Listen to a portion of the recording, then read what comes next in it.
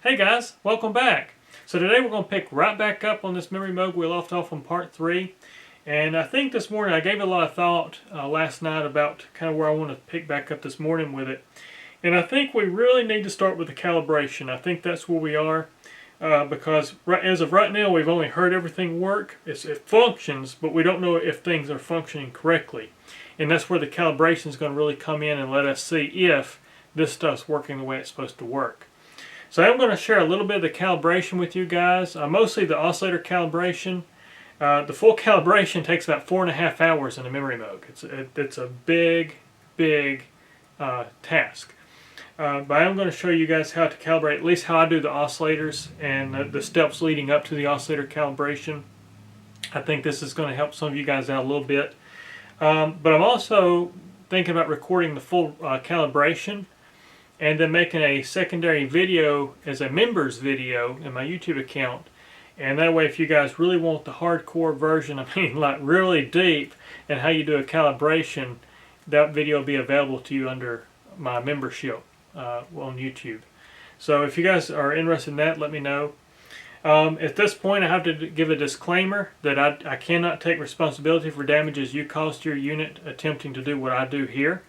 It's your responsibility to know, how to use a multimeter, how to use an oscilloscope, and to know what you're doing inside these units. You can tear things up really quick. I get them in all the time where somebody thinks they can watch a YouTube video and simply fix something, and they end up, making a repair bill much bigger because they're touching things on chips and stuff with their multimeter not set up right, and it takes out rare chips and that kind of stuff. I've seen it. And so if you don't know electronics, I encourage you not to open up your Memorymoog. But I do want to encourage you also that if you find electronics entertaining and you're very interested in electronics, then I highly recommend you go to a community college or something like that. Take some courses on Electronics 101. Fantastic fundamental stuff that you can learn in that. And that's what I did. That's actually how I started out. And then I went to aerospace electronics. So that's kind of my background of how I got started in all this. But it was all because of synthesizers and because I loved the technology and the stuff in these things. So, you never know where it's going to take you. So I encourage you, if you don't know electronics, go study it, but don't open up your synthesizer until you know what you're doing. Point blank. I'm going to leave it at that. But with that said, let's get started. So before we get started, there's a few things you're going to need to do this. One, you'll need a 5-digit multimeter. It's recommended you have a meter that will read out 5 digits. That way you can get accurate calibrations. If you have just a 4-digit meter, you're going to be lacking some of your calibrations. So 5-digit multimeter, you'll need a strobe tuner or a frequency counter, and a good oscilloscope. Okay, so first start with our calibration after warm-up. Let this thing warm up for a good, I'd say 30 to 45 minutes.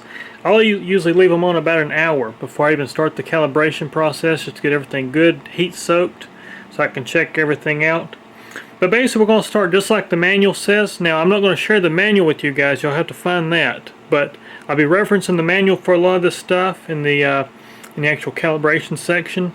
But I kind of show you where I go for these points and kind of how I do this, because it is going to be a little bit different than the manual on how I do certain things. But for the warm-up and accuracy side of the manual, it's going to be just like the manual. So what we do first is we check our power supply voltages at the caps here on the demux board. This is where your power comes in from your power supply. So check your plus 15 volts off the top of this cap, negative 15 from the top of this cap on this side, and your plus 5 over here on the top of this cap. That's your 3 voltages. And once again, you'll calibrate those just like you saw earlier. You calibrate those at the power supply. So negative 15, plus 15, and plus 5. Those are your 3 trimmers on your power supply to get your 3 voltages right here. Then you go to the top side of this resistor right here. That's R5. So you go to the top side of that guy. I'll just kind of show you on the meter here. So you go right there to the top side of that guy. Let's see if I can find it on my... There it is. Right there. I'm going to the top side. We got our 10 volts right there on the meter. If you have to adjust that, you adjust this guy right here. So that's how you set your 10 volts. Then, as recalled, R67 is right up here by this connector. You go to the top side of R67, set your footage in your oscillator to oscillator 1 to 16 footage. Check the top of that for 0.000 volts. Go to the high end, check it for 10.000 volts. And that's how you actually scale your DAC. So when you go to 16, use this trimmer that's called 0 for setting 0. Use this trimmer here for setting 10 volts on the 2 footage of oscillator 1.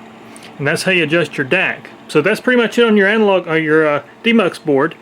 So now we turn our attention to the interface, because what you got to do is set this up as figure 3 in the manual.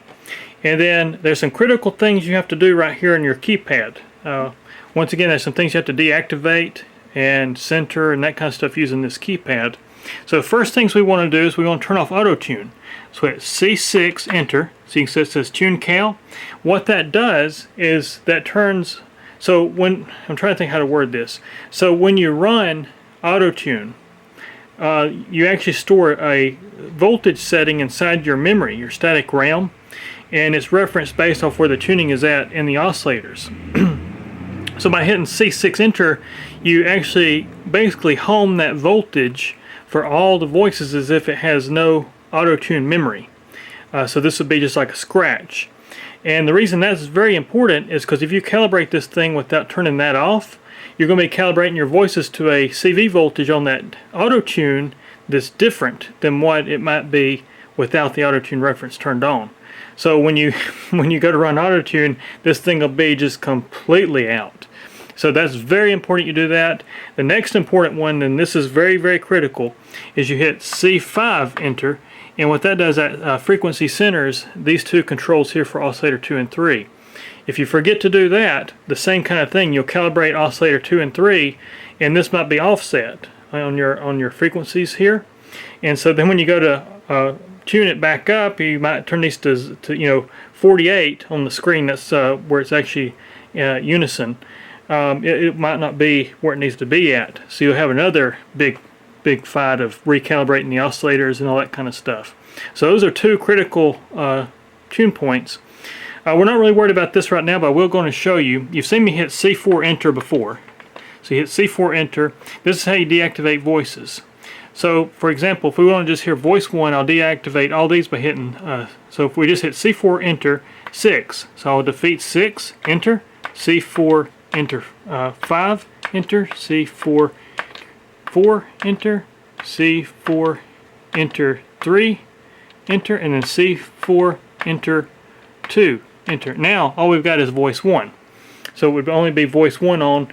When you're doing calibrations, that helps a lot. You'll need to know how to do that. Then to deactivate that, to turn all the voices back on, you hit C4 enter enter. So you hit enter twice and it says enabled. You got all your voices turned back on. Also, when you kill power and turn power back on, it naturally just resets back, so you don't have to worry about being stuck in this kind of menu. The next thing we want to do is we actually want to center our master tune here electrically. So basically what you'll do is you'll hook a multimeter to the back of it, and you'll turn this for 0.00 volts. You'll get this as close to 0.00 volts as you can. That's very important, because if you have this offset and you calibrate everything to this voltage being off, then this knob's going to set off always. So make sure you check that as well. So looking at the back of the interface now, showing you that tune pot, the master tune. This is where you'd kind of hook up your meter to get that thing to zero out. You'd hook to the wiper leg right there. That's what it's wanting you to do, is hook there, look at your meter, and set that for as close to 0.00 volts as you can. And then that's got that centered in for you. Alright, so once you got your interface up in figure 3 and you got your master tune centered and you got your auto tune deactivated and you got your frequency centered and all that good stuff, you turn your attention back to the inside of the unit, and we're going to look at the contour glide board next. So what you want to do is you want to hook your multimeter, the positive lead of your multimeter, to the bottom side of R56, as I've got here. There's a cap actually that's piggybacked on top of this resistor. That's factory. You connect there. And then what you're going to do is you're going to make sure you're in mono mode, which you should be if you're following figure 3. You hit your low C note and you adjust your voltage for 0 volts, 0.000 volts, using R53 right here, this trim pot right here. you'll turn mono off, and then you'll hit your highest note on the keyboard, the highest C note, hold it in while hitting the hold button right here. This hold button here, you'll press that, release that note. Your meter should drop back to 0.000 volts. If not, you want to adjust this trim pot right here for 0.000 volts in that mode. And so that kind of gets your range and scale set up there for mono poly mode, is what that does. If you got a unit that's like flat or out of tune when you go between mono and poly, that's usually where it's at. It's usually something either there, or it could be a common analog board calibration fault too. So you'll check that, and then what you do is, once you get that, I usually start with the common analog boards. That's where we'll go next. And just to show you what this looks like on a meter here, I'll show you exactly the process I just talked about with this contour glide. So right now you can see I've just hit a random note. We're in mono mode. I'll hit the lowest note, it should go to 0 volts, 0.000 volts, like so. Now we'll turn mono off.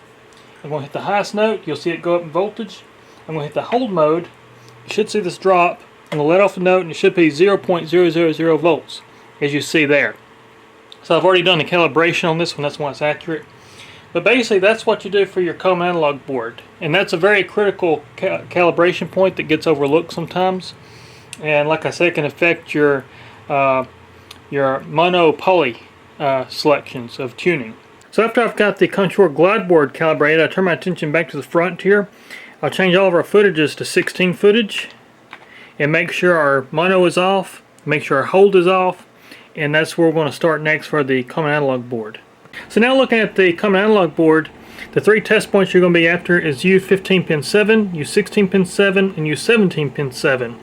So that's where you go with your meter. So we'll start with U15 pin 7, as you see I've already connected there.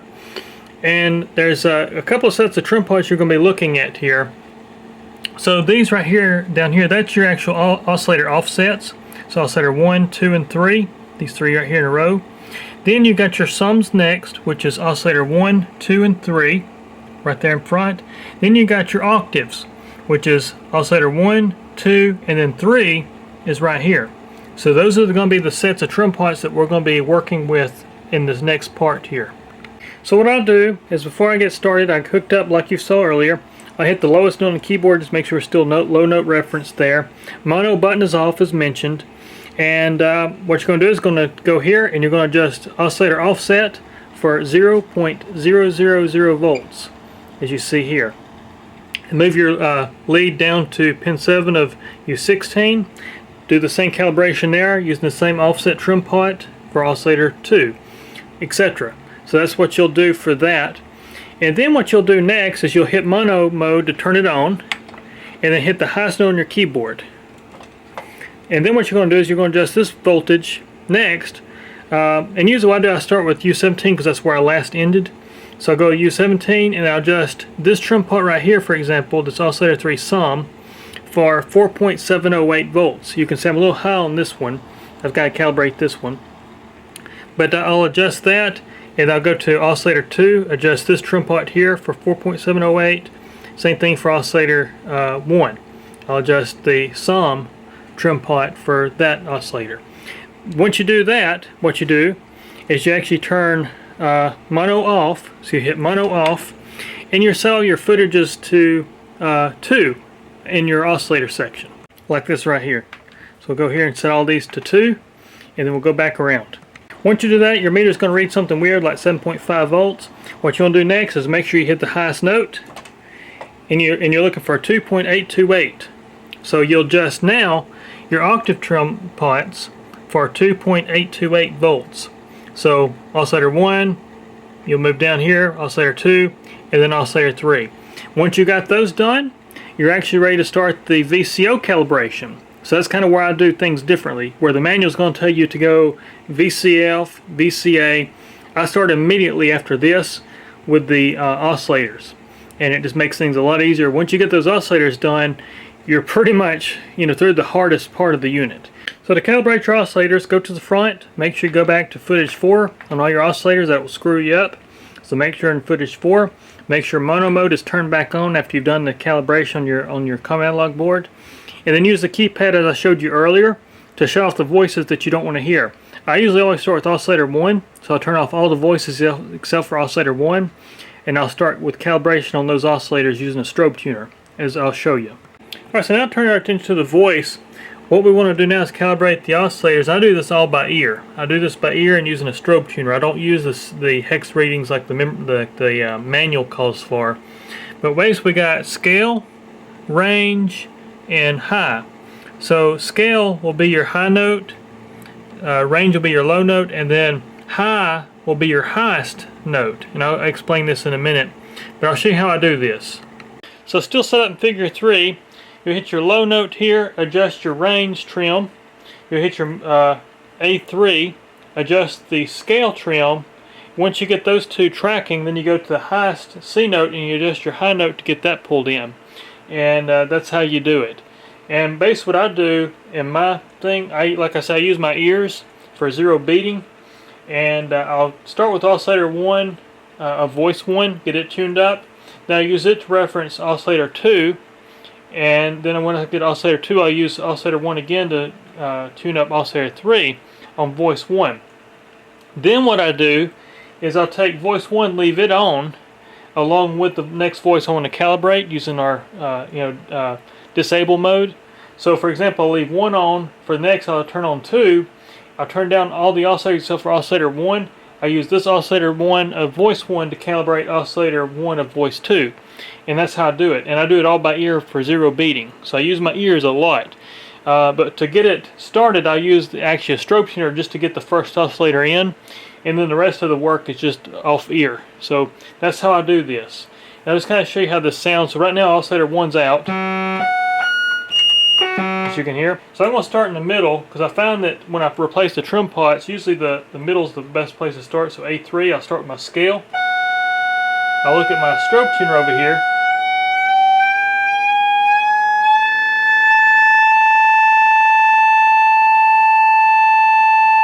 That pulled in, the low, it's out.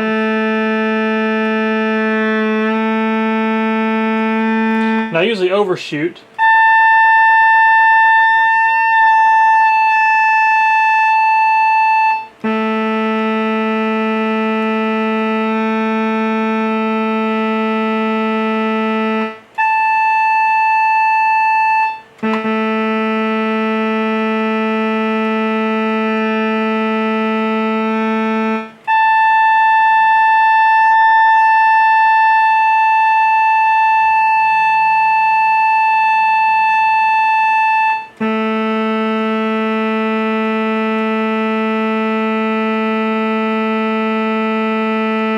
Key thing is get it as close as you can.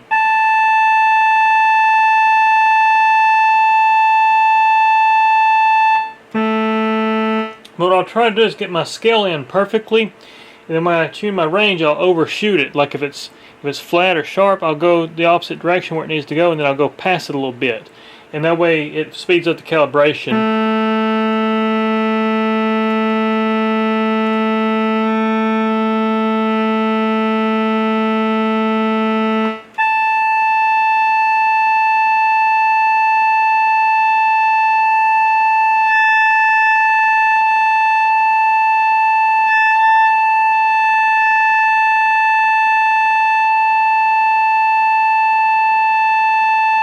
And once I get those, I'll go to my highest note and look at it, and I'll adjust my high range.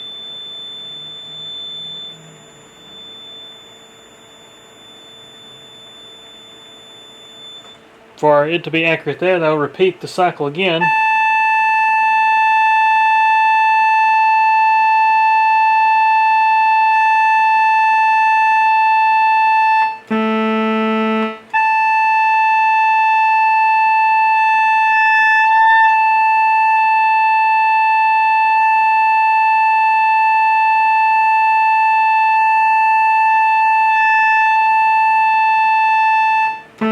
And you won't ever get them perfect because we're dealing with analog oscillator, so they're naturally kind of drifting a little bit.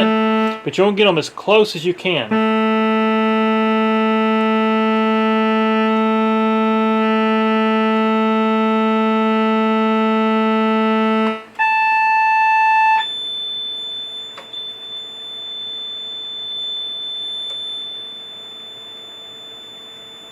because the closer you get this oscillator in to being perfect, the more likely you are when you run the Autotune and you check your hex readings, you're going to be really close to 7F, 7F, 7F.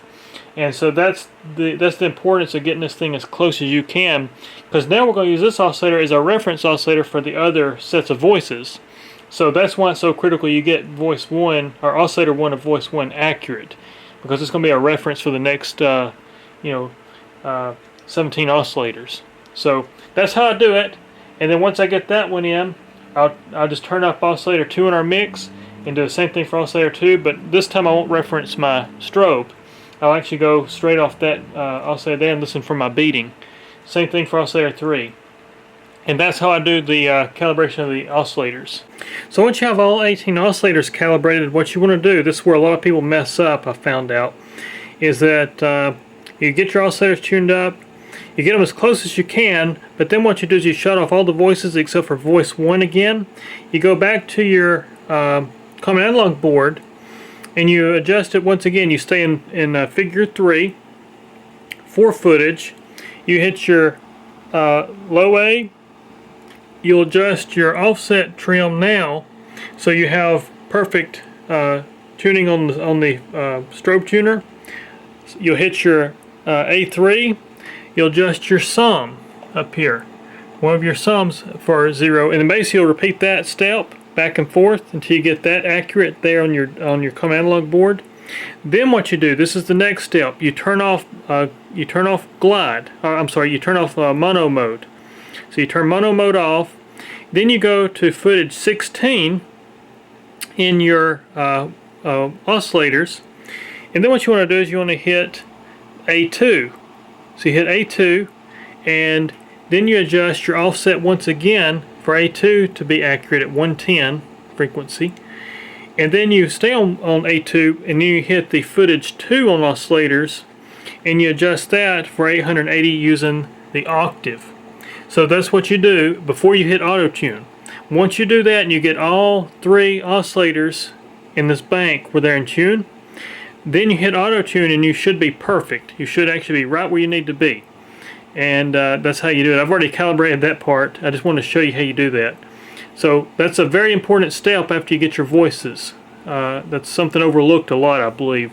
So do that and you should be ready to run Autotune. Do not run Autotune before doing that. If you do, then you have to hit C6 again, go back out of it, and then do that. So just so you know.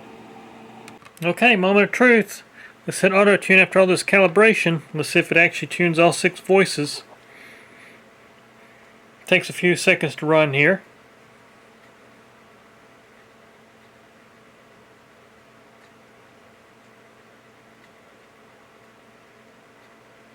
Six tuned. Look at that. Also, just to show you, I did not use the hex readings like the manual says. I did it strictly by ear and by a strobe tuner. And let's see how accurate we are in our actual hex reading. So if we hit C7 enter, voice 1, oscillator 1, look at that. We're so close that it's ridiculous. It's not exact, but I mean that's very, very close. So that's good. And then we hit same voice 1, oscillator 2. Look at that, 81, 81, 80. So I mean very close. Actually it's 81 sometimes. So yeah, we're very close there. It's going to drift a little bit. Once again, we're talking about analog oscillators. And then here's 3. 80, 83, 82. So it's also very close to 7F, 7F, 7F. So that goes to show you that if you calibrate things accurately while you're in the calibration, you don't have to use the hex readings to try to get that thing in. I can adjust a little bit, get them in a little bit closer to 7F, but I can guarantee you when I close this thing up, that value is going to change. And so that's how I do it. So something else I want to bring up real quick here, and I should have brought this up earlier when we was actually working with EPROMs, and I just didn't think about it. But some of the earlier Memorymoog standards have what they call the 1.6 operating system, which was absolutely terrible. It was a terrible program, only in the sense that you didn't have a good Autotune reference. And I say that because it's going to make sense in a minute. I'm going to try to explain this for you.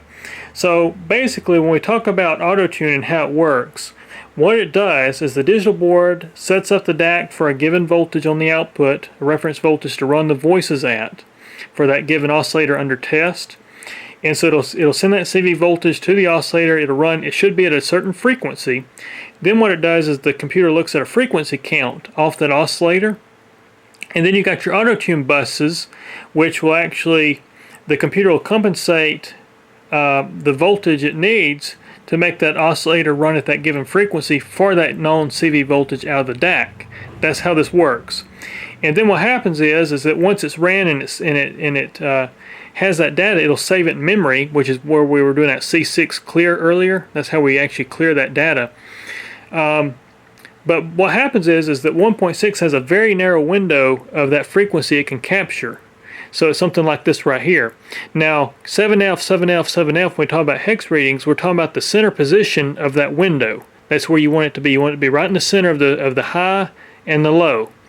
And so with 1.6, it's got this very narrow window, so it don't take very much for it to go past the two thresholds on either side. So with 2.5, what they did is they raised that window so now it has a lot more room between top and bottom of that threshold. And so that's why 2.5 works better in general. The easy way to tell if you got 1.6 or 2.5 is very easy. If you hit keyboard mode and your unit just says poly 1, poly 2, poly 3, poly 4, then you've got 1.6 operating system. And I can guarantee you that thing will not run Autotune cold. That was a big issue they had with them. But if yours says like cyclic or memory cyclic or reset, then you've got at least 2.5 in your standard. Now you don't have to worry about this in a plus model because plus models all have 4.0 or 4.1 operating system, which is fixed. But it's just the earlier memory moogs, and it comes back to the issue that Moog had of Norland management pushing things out the door before they're ready. Unfortunately, corporations still don't learn that. Is get the bugs worked out, get it right, and then ship it. Because it kind of bit them with the Memorymoog. And for that reason, because the 1.6 operating system was just so bad. It just had a lot of issues with Autotune. So now all Memorymoogs do have Autotune though. It's not like the Prophet 5s where you had like the Rev 2 that didn't have Autotune. All Memorymoogs had Autotune. It was just that window changed of capture. So hopefully that helps clarify that a little bit. If you have a unit with 1.6 operating system, you can't simply just throw new EPROMs in it that are 2.5 and take care of the problem. So you actually have to modify the demux and you have to modify the common analog board. So if you have 1.6, it's more than just putting new EPROMs in it. Now I do this all the time, so if you have one that's 1.6 and you want to upgrade to 2.5, let me know. Send me a message. More than happy to upgrade it for you. I do it quite often on these things. So it is able to be updated, and I can take care of that for you.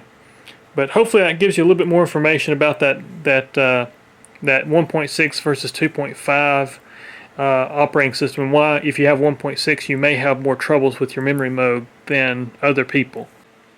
Alright, with the calibration complete, let's see how this thing sounds.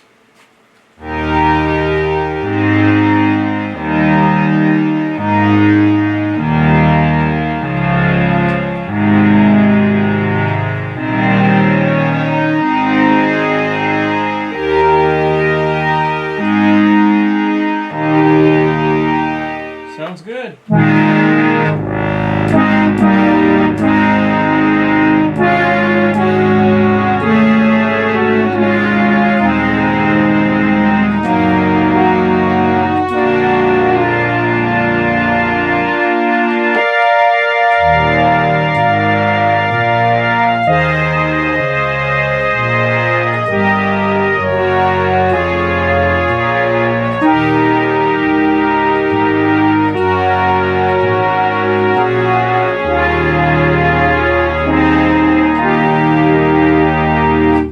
Let's do something else right quick.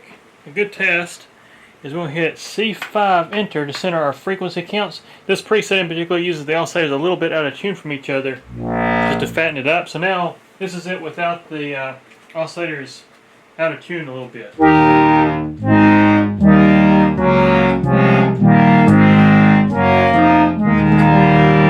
Now let's try mono mode.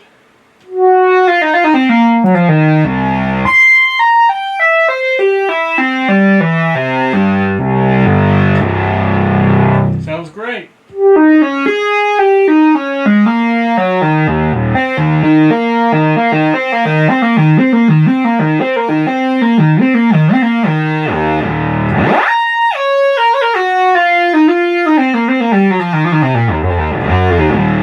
Something that's really fun to do too. Just was kind of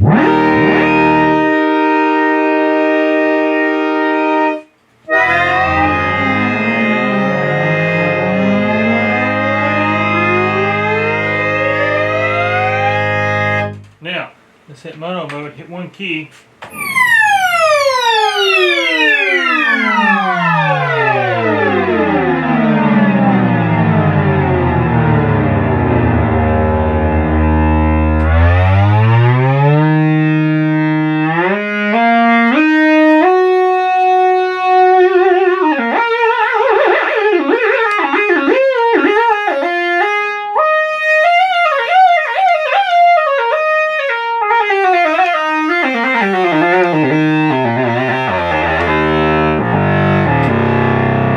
Sounds great. So let's do something else too.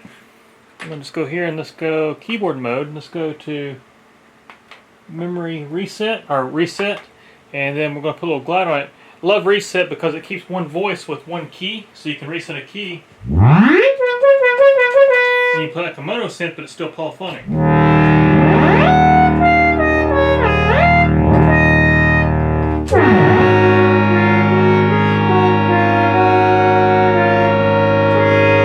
Makes you turn our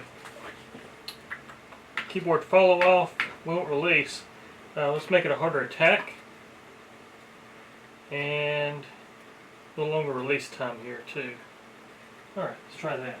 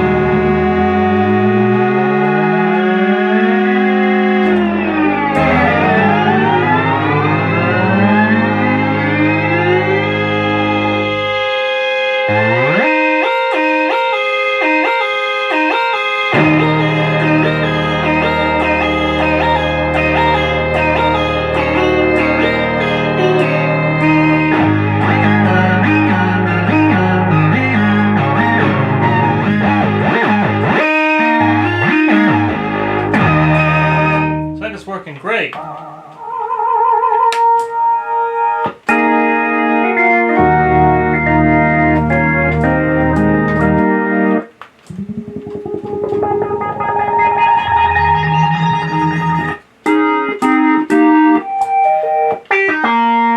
I do have a little voice crackle in voice too. I gotta figure that out.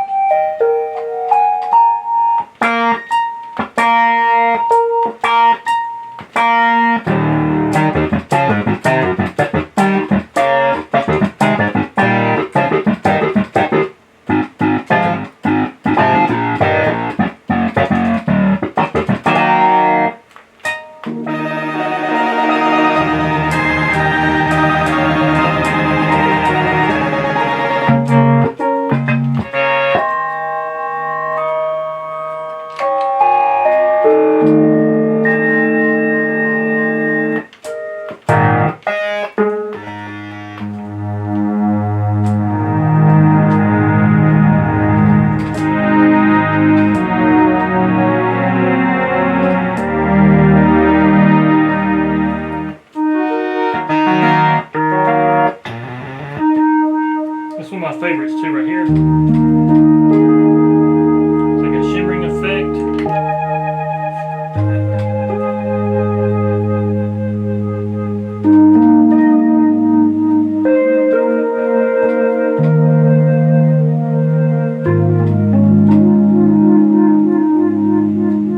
Yeah, I gotta check out, I think it's voice 2. It's got a little bit of a crackle static sound in it. I think we got something else going on with that voice. It may be another component.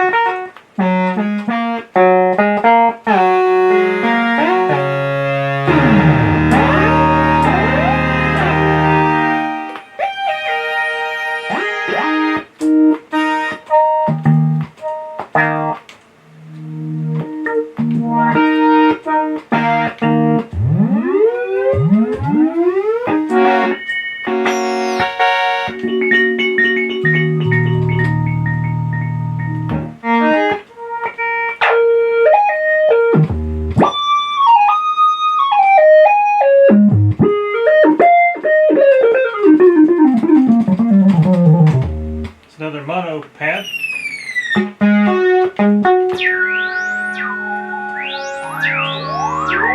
Those are filters.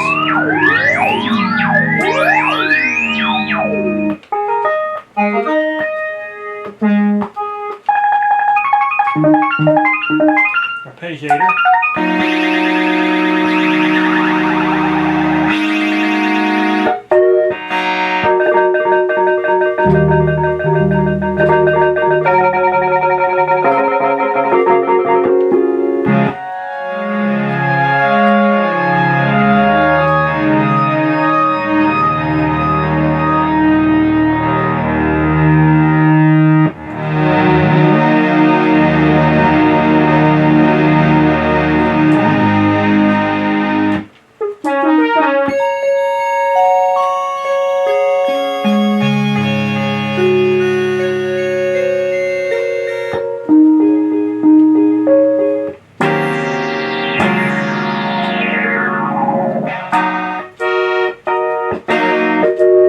We're sounding good. I think we're ready to move on here. I just want to make sure all the presets kind of work there.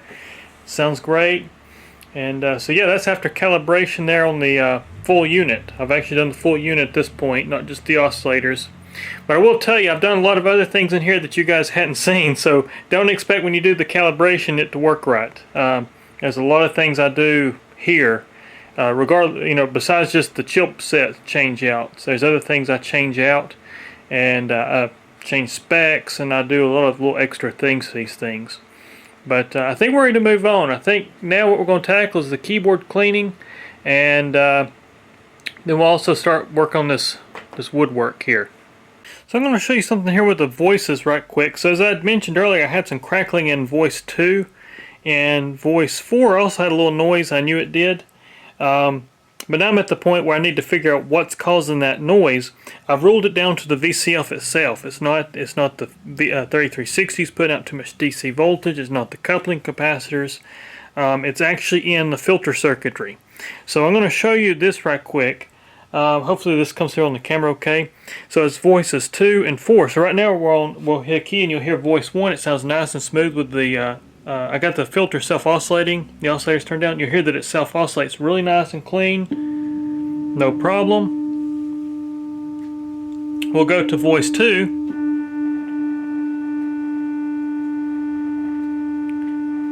You hear it's kind of erratic, and we can't hold the sine wave. The sine wave's actually kind of offset, but it breaks up. It saturates.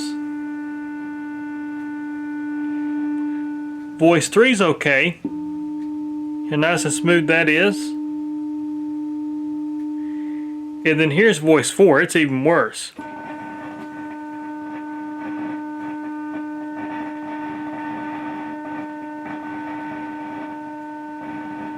Then we got voice 5.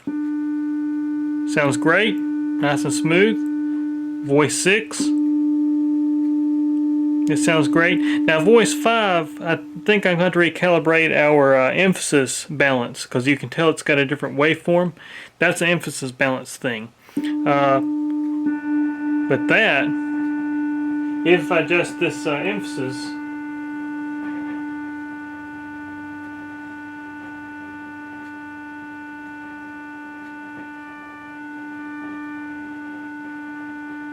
So I can't even adjust that emphasis out of it. And it's not our 3080, so it's actually in the circuitry itself. But that was just all over the place. So anyways, that's what I got to investigate here now.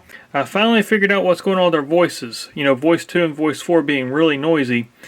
I did a lot of tests. I went through and I checked, you know, to make sure our emphasis control line for voice 2 and 4 were clean. Make sure we had nothing that was erratic with the VCAs or the envelopes. To make sure everything looked stable. Everything looked fantastic in position 2. I use position 2 mostly as a experimentation position. So finally, when I couldn't find anything there, I decided just to change positions with voice 1 and 2, to swap the two voices around, and the problem did not follow the voice card. So that let me know really quick it wasn't in the voice, it was in our position. And so I started doing a little bit more investigating, and I decided to turn over here to the common analog board where you actually have your voices summed up. This is your master sum for the output. And I found our problem. So all these trim pots right here, this is how you set your levels of your voices. And every one of these trim pots is out of tolerance. These are supposed to be 50K, and I'm reading somewhere between 600K, you know, 500K. So this is our problem. We got the wrong load on our, or the wrong volume into our summing amplifier. And it just so happens that voice 2 and 4, I guess, are just a little worse than the rest. And it just causes this thing to absolutely distort on voices 2 and 4. So that's our problem. So just to show you here how bad these are, I pulled one of these trims out already. This is voice B trimmer right here. It should be 50K. Here's what we're actually reading. Reading 305K, 320K. It fluctuates really bad. So that's voice B. We got voice C next here.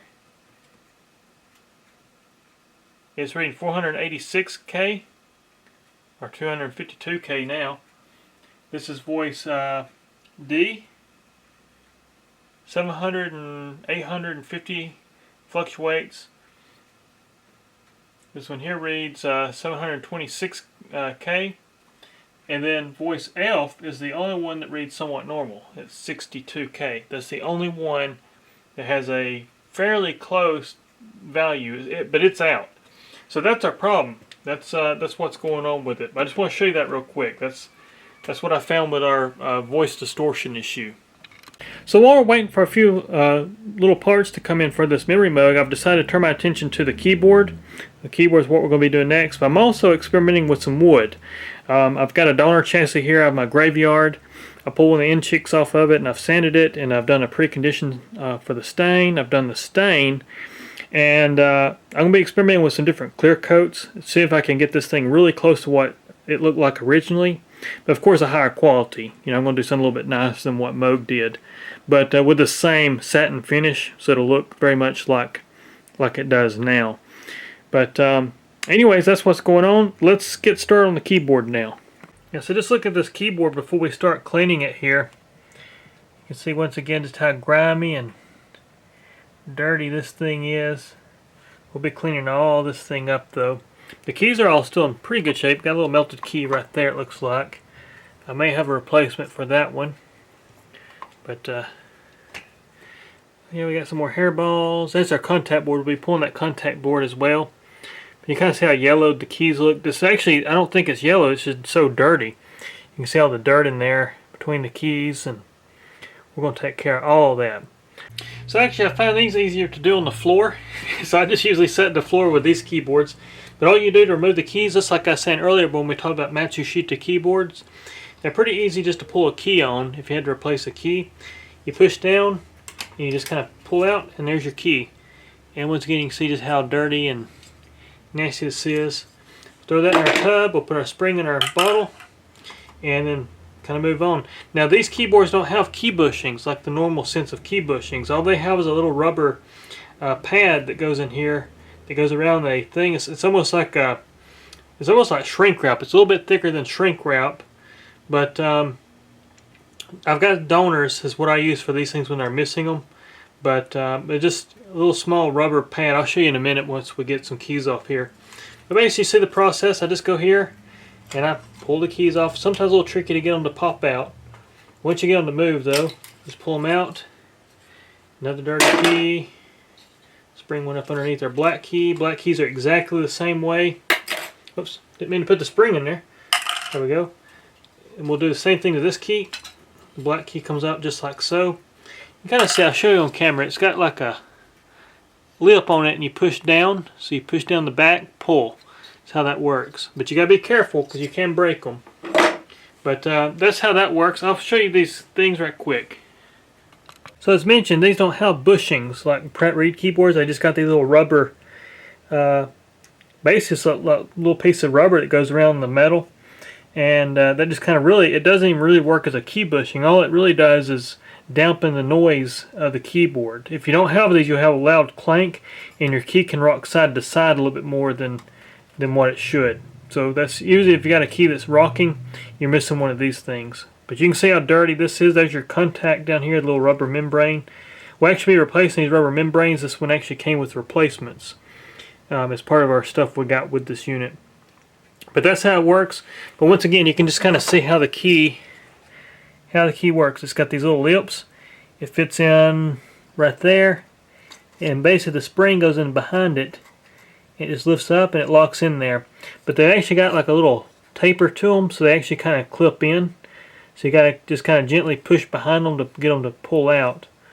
That's how it works. And your spring just fits on that little middle post right there. And the springs, there's really nothing to the springs either. There's no like tension difference between blacks and white keys like you find on Pratt Reed. There's your spring right there. So that's what makes it up. So like I said, it's a pretty simple keyboard. And one reason it feels kind of, you know, cheap because there's just not a lot in it. It's all plastic pretty much on the key caps. Where Pratt Reeds have a metal plate that's actually making up the key. This is just all plastic. So it's a different feel from Pratt Reed keyboards for sure. Alright, all the keys are removed. Now you can kind of see just how nasty this thing looks. It's pretty dirty in here. But we'll clean this all up. You can see the keys now are all in the thing there. You can see how nasty they look. They're just as nasty as everything else here, but not for long. Let's get this thing washed up. So I just sprayed the keys down my cleaner here, and you can see how nasty that stuff is coming off there. Here we go. Let's rinse these keys off.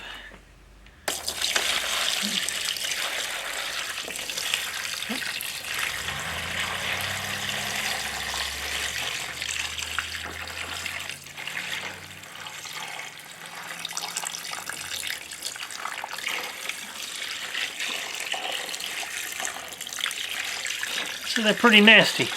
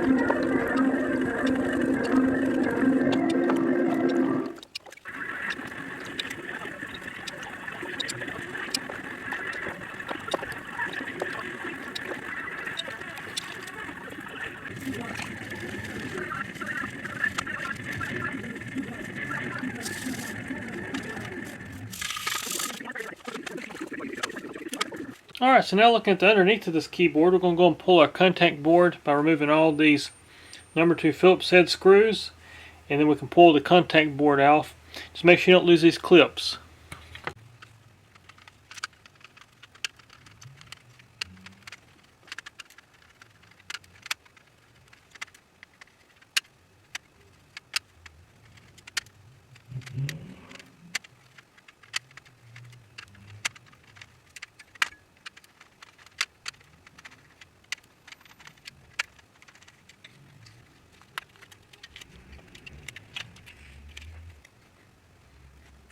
So now you can see how these contacts work. They're just little rubber buttons.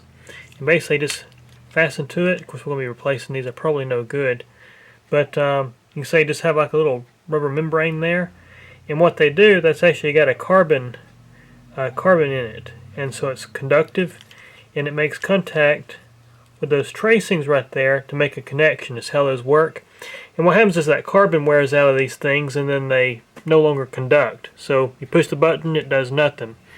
So that's what we'll be addressing on this one. We'll be actually polishing those contact tracings as well as replacing all these membranes.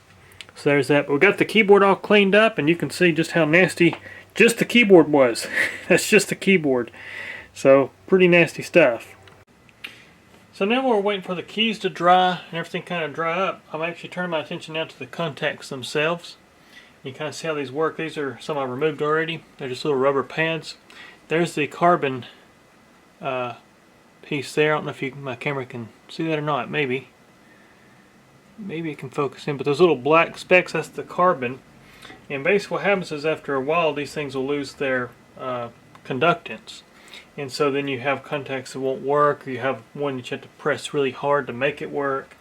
Of course, that's not always the case. Sometimes it's just dirt and dust gets between the membranes and the contacts here. So you can kind of clean it up sometimes and it fixes it.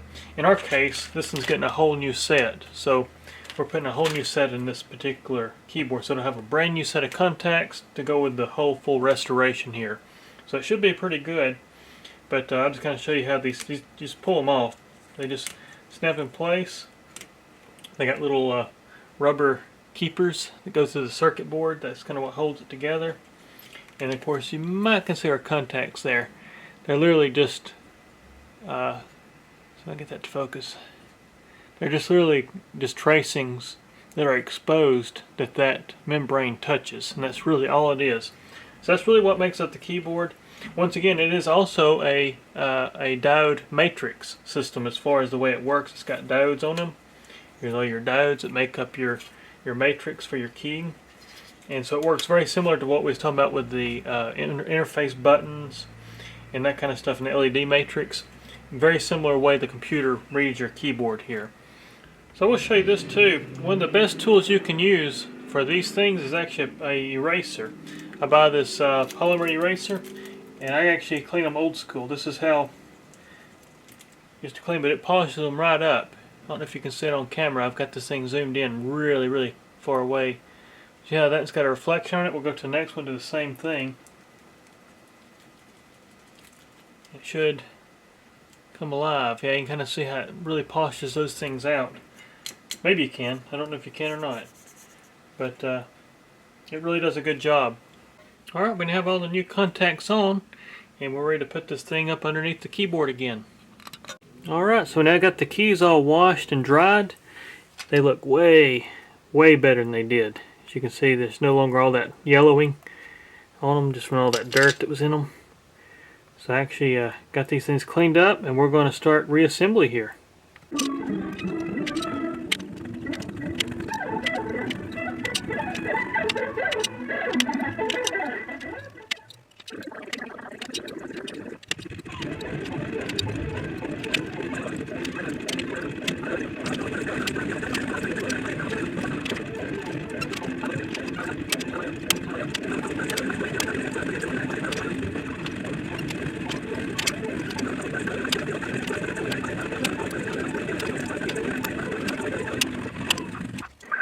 Alright, keyboard is all back together here. We've got them all washed up and cleaned up. And as you can hear,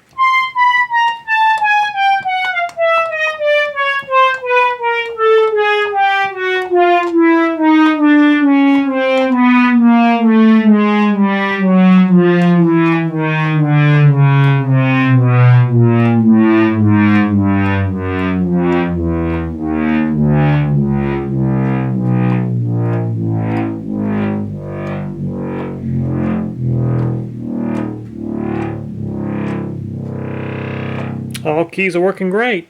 You can see just how clean it is. I am going to replace one of these keys. That one right there, this one we had a little bad spot in. But besides that, all the other keys looks good. You can see now it no longer has all that crud and crust and nastiness back there. I cleaned all that up. So So it's a good clean keyboard to go with a good clean unit now. Of course, the voice is a little out of tune because I'm running my common analog board because I'm waiting for those trims to come in that I ordered that we found bad for the summing of the voices. But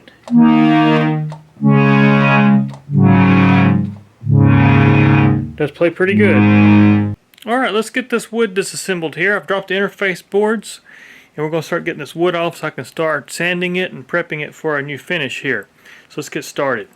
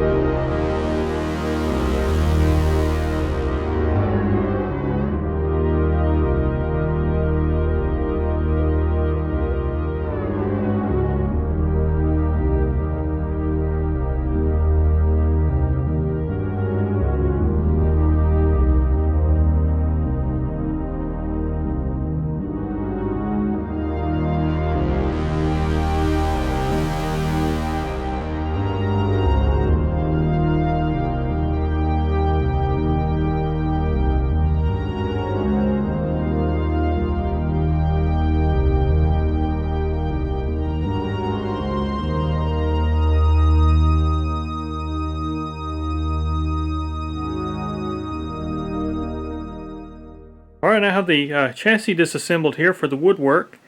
And as you can also see too, I've never showed this, but this is actually a two-piece interface panel here. You got your main piece and you got your actual LHC that has the front lip of the keyboard that runs down. So there are actually two pieces to this front chassis. And so drop that down, we'll be cleaning all this up. I haven't cleaned any of this yet. So like I said, it's just like it was when it came in, but now we can clean all this up, get all this dirt and grime.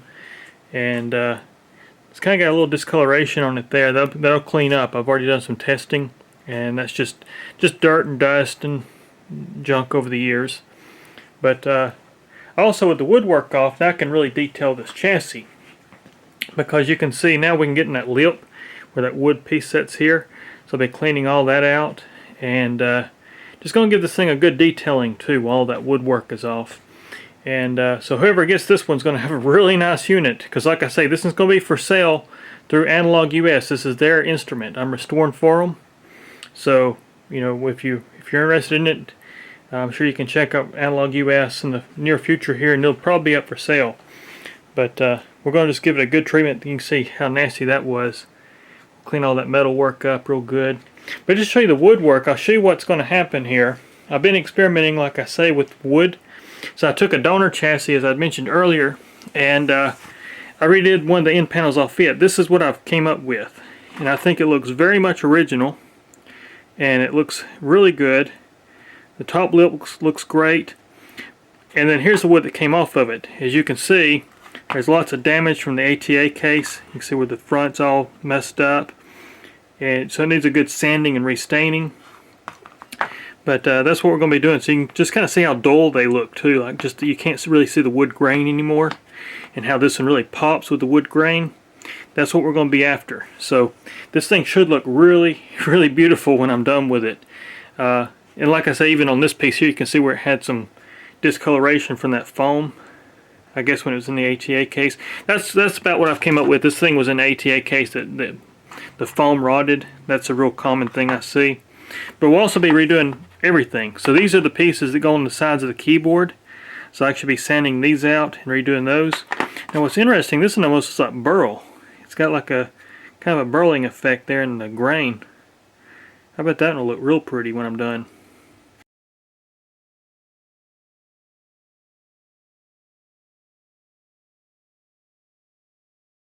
Alright guys, it's a few days later here. I've got this wood all sanded out and I've got it stained, and we're about to start the actual wipe on urethane process here.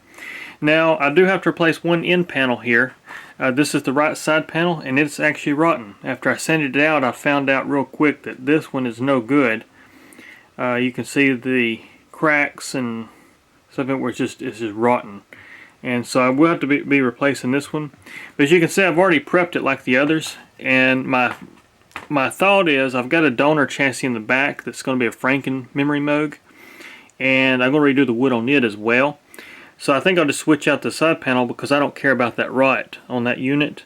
And so I can just take the end panel off that one, put this one on, and then this one can have a good set of woodwork. So that's kind of what I'm thinking about doing here. But you can just kind of see I've got everything prepped. We got a little discoloration here as well, and I tried to pull that out, and I just couldn't. I couldn't get that. So it does have some discoloration there. But, it is what it is. It's an old instrument.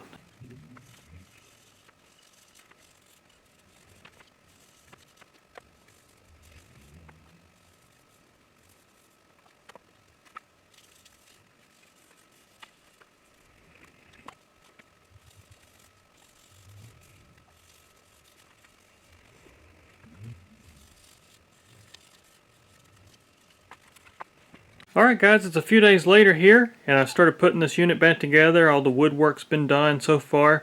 Still waiting on the right hand end chick to finish up. As you know, I had to replace that one. So I've got it on the floor, and I just did the first coat of urethane on it. They always look worse before they look better. You just gotta trust the process of how this works. But as you can see, once it's done, this is what we have. And it's got the correct glaze to it. It looks really good. And now you can also see all the wood grain that really comes through. And this is probably how it would look factory. What happened with the old coating is it turns yellow after a while and you lose some of your details of the wood. So now with this fresh coat, you can see all those details again in the wood. So it looks really good. I'll start down this way because it might be easier for the lighting in here. This shop has terrible lighting. But you can see that I'll just zoom you in a little bit so you can see all that wood grain. Got the Moog badge put back in it. Cleaned it up as well. And also I did detail the chassis. So I went on and washed everything really good. I got tons of junk and gunk off this thing. So now all the aluminum is really nice and shiny. Looks really good. But yeah, that wood grain, you can see just all the way down. You can see just how uniform it looks. All the way down there. We do have a little discoloration right there above the Moog badge. That's something I could not get out of it. That's just, a history mark, as I call them.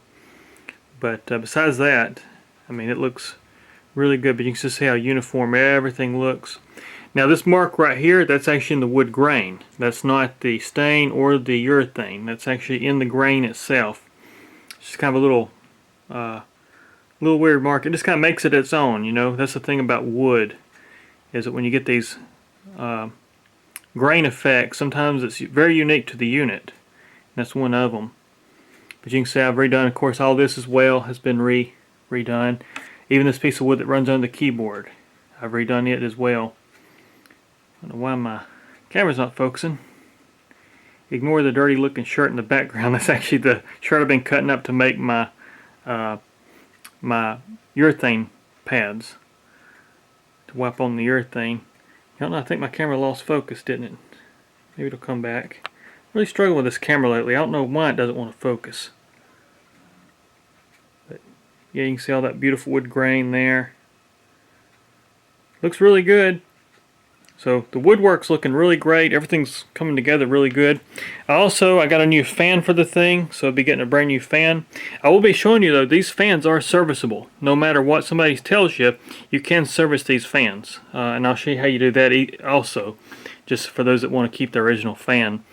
But yeah, I'll be pulling that out, putting in the original, putting in a new fan. And then also I got in the parts I needed for the common analog board. Here's our new trimmer. They're white in color, but as you can see, they got the same footprint, and that's going to be fixing our audio sum issue that we ran into with our distortion in our voices. So got to do that, and then I've bump my camera there. I've got to do that, and then I've actually got to go back and recalibrate some things because I knocked some things out of calibration while I was testing to see why that distortion was there. So I got to go back and do a little bit more calibration, and then we'll get everything reassembled. There's a power supply.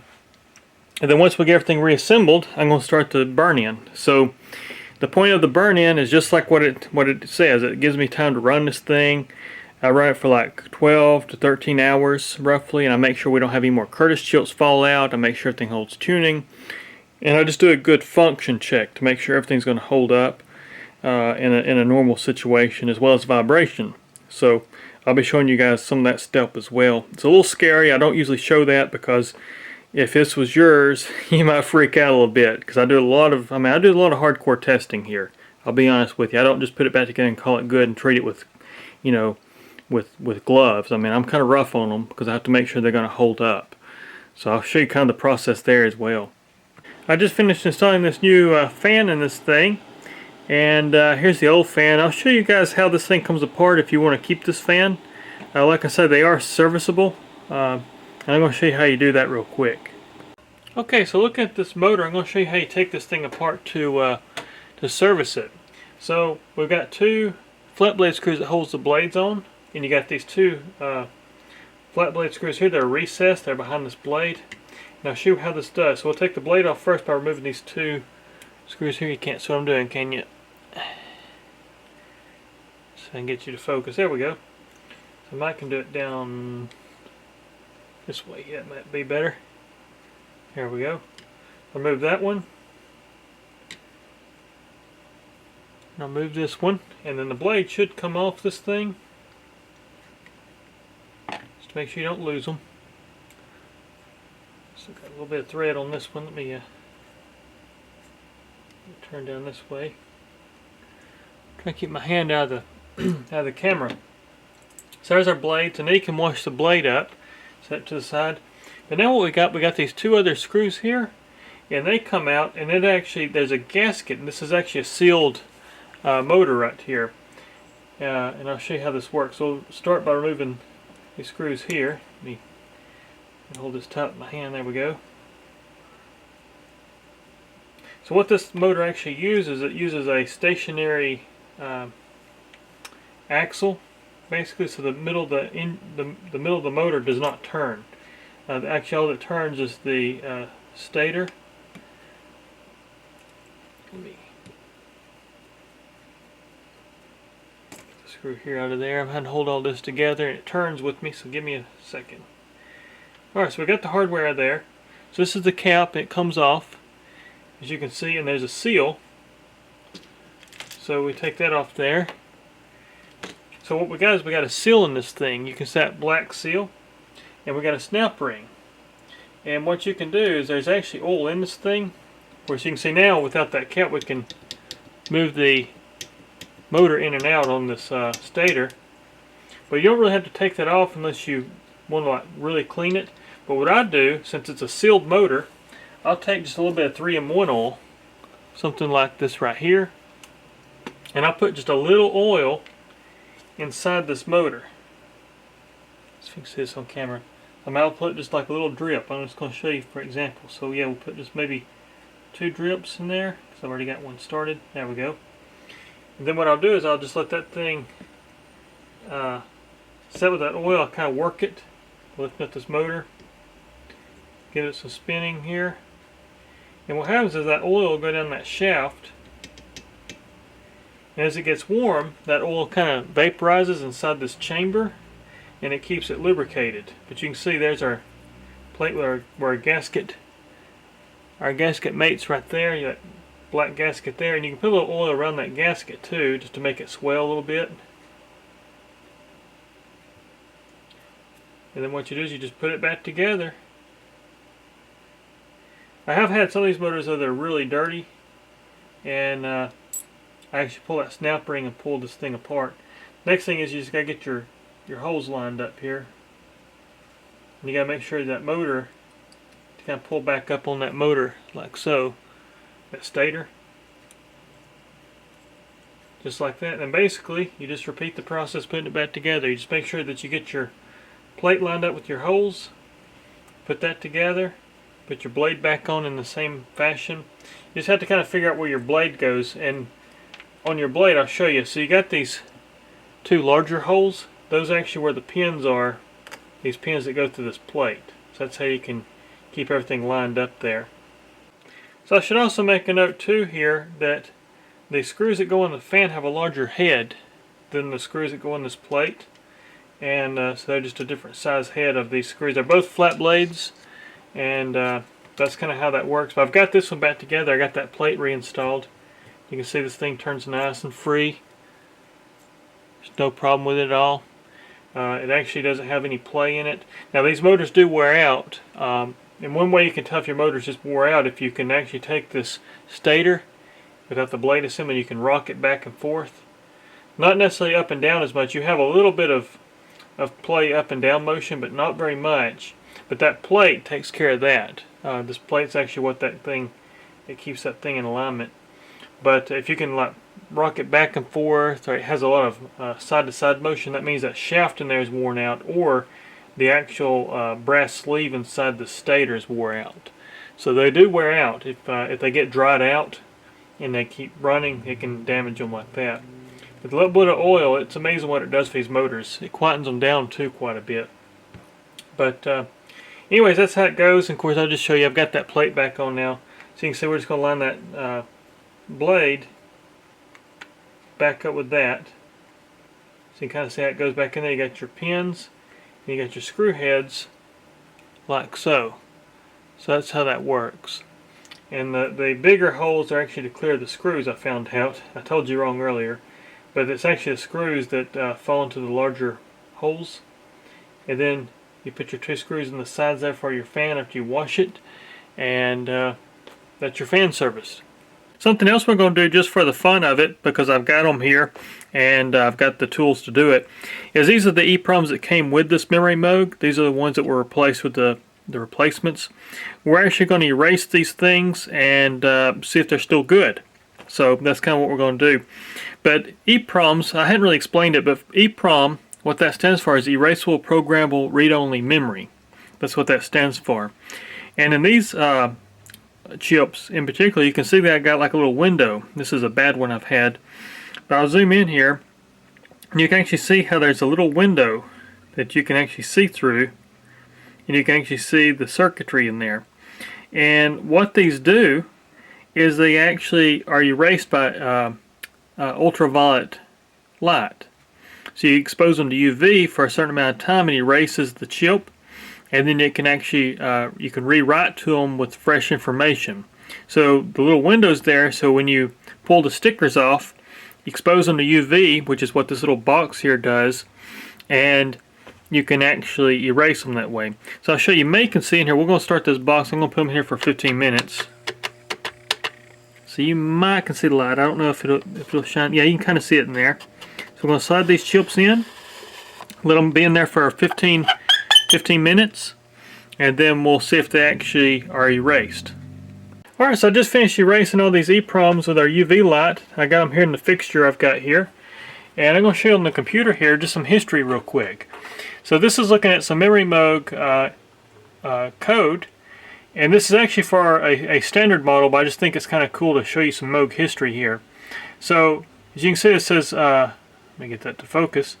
It says Memorymoog, R. Castor, which is Ray Castor, who wrote the software for the Memorymoog and the Moog source. And then below that is your 3 part numbers making up chips 1, 2, and 3 for the standard model. As you can see, it's Rev 2.4. And I just thought that was kind of a cool thing to show you there. It's a piece of Moog history that you don't really get to see unless you look at the code. So now let's go over here and let's, so I can get where I'm trying to look at a camera and do all this while I look at a camera screen. Let's do a blank check here. I'll run a blank check. Nothing came up. If it had a failure, it'd come up with a message. Then let's do a read. So if we do a read, you can see all these are elf. That represents 255 in hex. So at 0 to 255 is the data that you can store in this thing. So that lets me know they're all at the maximum level right there of what these will store. Is what that shows me. And they're all at the, it kind of shows me what the maximum is. So they're all elf. That lets me know it passes. And now what we can do, we can go over here. I'll try to do this the best I can. We got to go to Open. And we'll go over here to my Memorymoog folder. And I've got Plus and Standard, as you can see. So I've got, in Standard, I've actually got 1.6 operating system and 2.5. And so actually 2.5 is actually 2.4 in the coding, but they label them 2.5 at factory when they left the factory. So it's actually 2.4. I didn't mean to close that. Let's go here. We want to go back here to Memorymoog. We'll go to Plus. And we're going to go to 4.1. I got 4.0, 4.1, and then the DBM software as well. But I have issues with it right now. I haven't got it to work right. Let's go here. I got to change this to, should be that one. Well, so I'm trying to do this while I look at my camera screen too. So here's your software here. So these are the 4 chips making up your Memorymoog Plus. So we'll go chip 1, Open. We don't have to change anything because it's the same chip. And then what we're going to do is we actually hit write. So since we've done a blank check, we know that our chip's blank. We're ready to write to it. So we'll hit write. I'll show you the process here. A little bit more comfortable while this is running. It takes a few, just a few seconds to run this, and then it'll verify. If it fails verification, then it'll pop a message, let me know there's an error. And hopefully all 4 of these chips are good. We'll find out.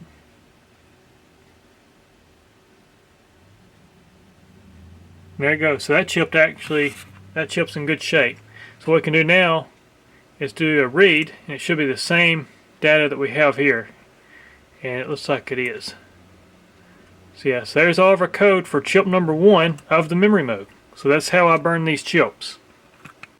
Well, we do have one of these chips that are bad. This is the chip number 4 that would have been in that board. And it is failing the verification. So you can see here it lets me know that it fails. Like so. And I've run it several times just to make sure it wasn't something. Check our pins, make sure our pins are in the sockets good. But if we read this, you'll see a lot of the code. Like this is the Memorymoog coding here. If we actually read this chip, it took some of the writing. If we read it, you'll see a lot of these that are still blank, like elf that represents blanks. It's actually not writing the data to those addresses. So this chip here is no good. So I've got a replacement, and what I'm going to do, I'm just going to burn a replacement I've got, and I've got another set of EPROMs here ready for another unit. Or what I might do is put these back in that unit since they're fresh. I know they're good, and then we'll run with these in this unit. Alright, so I just installed these EPROMs that we just burned, and replaced that chip. That was the one that wouldn't write. I had a spare, so I went on made it chip 4, wrote it with the software it needs. And let's see if this thing works. It should boot up no problem, but we'll just make sure. There it is, running just fine. Let's go to preset 2 here. That nice brassy sound. This thing's still cold. Let's see how it sounds.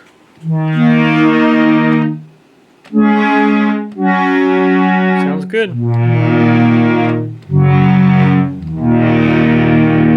So those EPROMs work great. I'm now turning my attention back to this keyboard, and we're going to be installing new hardware. So I've got new screws with locking washers, and you can see why I'm replacing these things. These were pretty corroded. As you can see, they look pretty nasty. There's the screws that came out of the fan, and you can see how bad they look too. They were really corroded.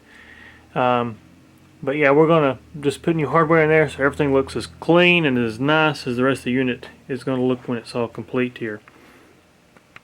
Alright guys, final look inside this thing. I just got all the boards buttoned back up here, tightened down, got the D-Mux refastened to the ball and chassis, and actually getting ready to close this thing up for the first time after all the work. As you can see, this looks really nice and clean now. I've gone through everything, and it's so far it's done really good. I've had it running the last couple of days here while I wait for that end panel to finish up. I've been working on that, getting it finished up so we can mount it. But just a good look inside of this thing, final look. I went on to put my signature in here with date as when I restored it here. So it's got my signature inside. I do that to all the units I restore. But yeah, I think this is going to be a great instrument again. It went from being a dead-on arrival to now being a really nice instrument. And here's a look at the end chick here, the one I just finished up. You can see how pretty that thing looks now. That's off a donor instrument. Actually, this came off an instrument that was in a studio fire, so it's kind of smoked. And so I had to sand it all back down, of course, and redo it. And I made it match the rest of the unit, so now it looks uniform by the coloration to the rest of the unit. So you just kind of see how, once again, how great this thing looks. But let me get this thing closed up. We'll put the knobs on it and continue on.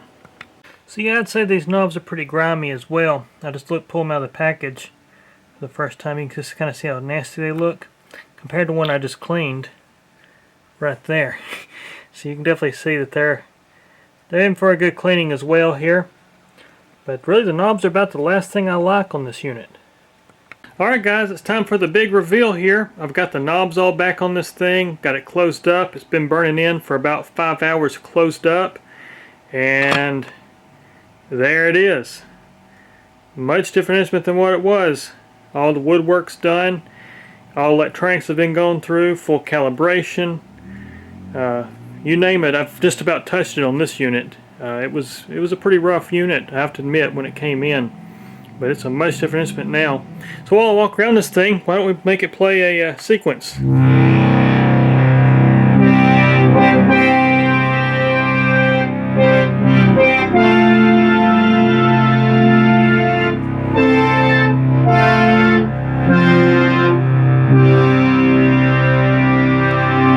We're using the unbalanced output here. All these jacks are new. Cleaned everything really good.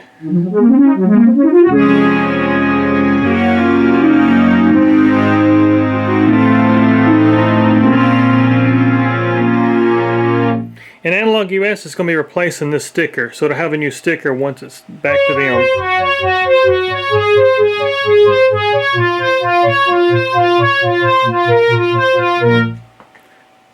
But yeah, it's a really nice instrument here. But I think this is going to do it for this part of the series. Really do appreciate you guys watching. Now you get to see what all really goes on behind the restoration of these synthesizers here at my shop. Pretty much every synth gets this same kind of treatment. It's a lot of work, but as you can see, the end results is a instrument that's fit for a king almost right off the assembly line. So sometimes even a little bit better than assembly line, such as these things.